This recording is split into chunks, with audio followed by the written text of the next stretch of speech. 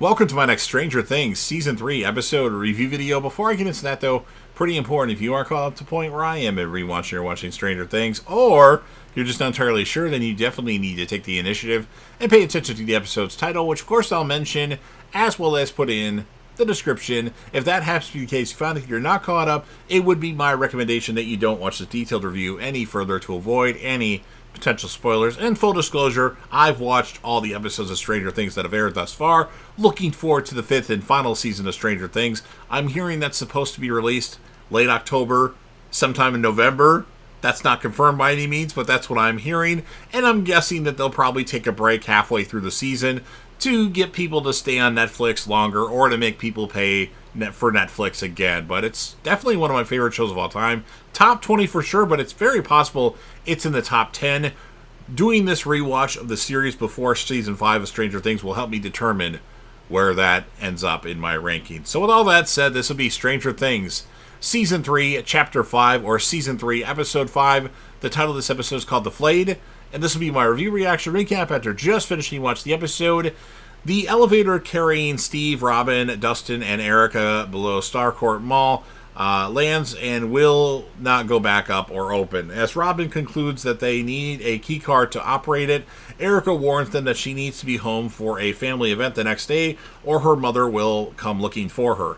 Steve and Dustin try to climb out, but find the elevator is deep underground. Hopper and Joyce arrive at the abandoned house Hess Farm to look for strange activity, and they find the lights glowing in a hidden bunker under the bed. They find two Russians working on a machine, and Hopper holds them at gunpoint until Joyce hears footsteps from upstairs. Grigor, I don't know how to pronounce the guy's name, enters the bunker with an assault rifle to find the Russians tied up, and Hopper holds him at gunpoint. This is like the Terminator Russian guy. He taunts Hopper in English, claiming he will not shoot him because cops have rules, and the two fight each other until Hopper gets the upper hand, frees one of the scientists, a man in charge of the operation under Starcourt, and flees with Joyce as Grigori shoots after them. Jonathan is awakened to a call from Nancy asking to talk to Will after the incident with Doris Driscoll.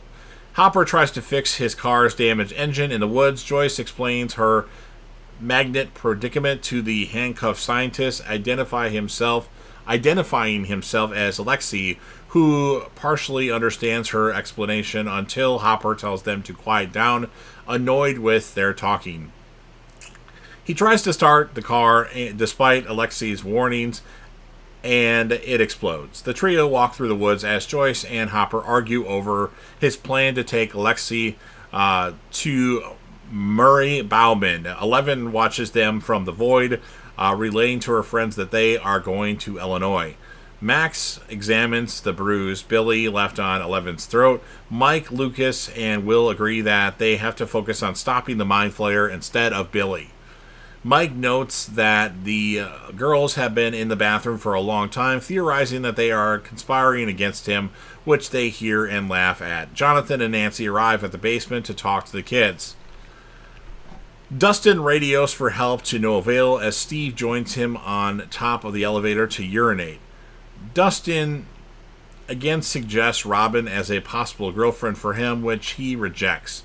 Erica tries to open a canister of green liquid, and she and Robin argue over whether or not it is drinkable. Robin hears a cart approach, and the group hides on top of the car, watching Russians unload the boxes. Steve uses the canister to prop open the door as it closes, and they slid under, the canister cracking under the door's pressure and melting the floor. They begin to walk down a long hallway ahead of them. The teens and the kids swap their reports of the recent days, and they discover their time of this sauna test and Driscoll episode match. They conclude that Billy and Driscoll, as well as Tom and Heather, are under the Mind Flayer's control, Mike dubbing them as Flayed. They all get into Nancy's car and drive off. Grigori finds Hopper's exploded car and begins following their tracks. Hopper and Joyce argue over her aborted date again as Alexei flees. Hopper pursues him only to find he noticed a nearby 7-Eleven and wanted to go inside. Alexei develops a liking for Slurpees as Joyce and Hopper stock up on food and drink. Hopper notices a car pull up outside and fabricates a story of him and Joyce being detectives, and Alexei, a serial killer, commandeering the car with his authority. The group in the Russian base debate over what its purpose is, and Dustin and Steve privately theorize it could have to do with the gate. Dustin's supercom picks up the Russian code, and they realize they are close to the broadcast point, hoping to send an SOS to the surface when they get there. The kids find Heather's house empty, and Eleven opens the door with her powers. Inside, they find a dozen chemical cans sitting on the table. They realize that the Flayed are using chemicals to make a substance inside themselves. And Nancy finds signs of a struggle and deduces Tom was attacked, dragged to the garage, and driven somewhere. She concludes that the mind flayer is operating from a specific location, remembering Driscoll's insistence on going back somewhere. Mike concludes that they should let Driscoll return to the source to find it. Grigori tracks the adults to 7-Eleven, where he notices that the man whose car was stolen, complaining to the police. He interrogates the worker there and gets the car's plates and description. The adults meet up with Bauman, who keeps Alexei held at gunpoint while he searches him with a metal detector. When he refers to Joyce and Hopper as arguing as the lovers quarrel, she shouts at him until he concedes to help. The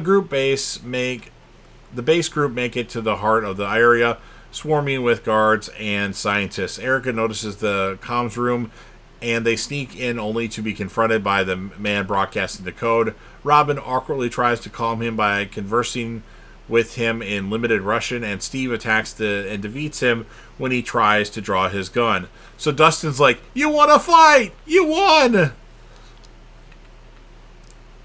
They notice blue light coming from another room and watch the Russians use their machine to hold the gate open.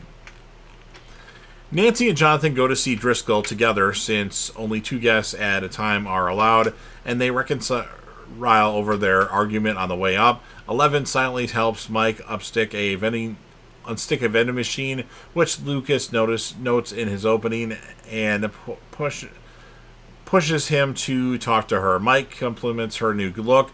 Jonathan and Nancy find Driscoll gone as the lights start to flicker and are confronted by Tom, who Jonathan hits with a vase. Bruce, also flayed, waits for them outside, having also felt the hit. They flee past several dead bodies and lock themselves in an operating room. Bruce incapacitates Jonathan when he breaks in and is stabbed by Nancy, who runs as he chases her. Tom beats and prepares to kill Jonathan until Nancy hits Bruce with a fire extinguisher, affecting Tom with the same blow. Jonathan takes the opportunity to stab him in the throat, and Nancy crushes Bruce's skull. Their bodies dissolve into fleshy mounds as that ooze toward each other, and the teens watch as they form a large, fleshy monster that roars at Nancy. And that's what ends this episode of Stranger Things. So I'm going to give this one an 8.7 out of 10. My character of the episode is going to be Nancy. One could argue it could be somebody else, Steve. My secondary character is going to be Hopper, for all the shenanigans that he went through with Joyce and Alexei in this episode. So you've heard everything that I have to say. Now it's your turn. If you're a fan of Stranger Things and you want to help me out with the YouTube algorithm, please make sure that you Hulk smash the like button, share this video with a friend, put this video on any one of your social media platforms. Don't forget to sound off in the comment section about what your thoughts are on this episode of Stranger Things. What would you rate the episode, and who would you choose as a character or characters of the episode? And then last but certainly not least, don't forget to hit that sub button. You're watching the video anyway. Subscribe to the channel. Help me get over 100,000 subscribers. Yes, I set my goals high. Join the team, show your damn support, and be a part of something special. And you never know what you're going to see on JDev TV.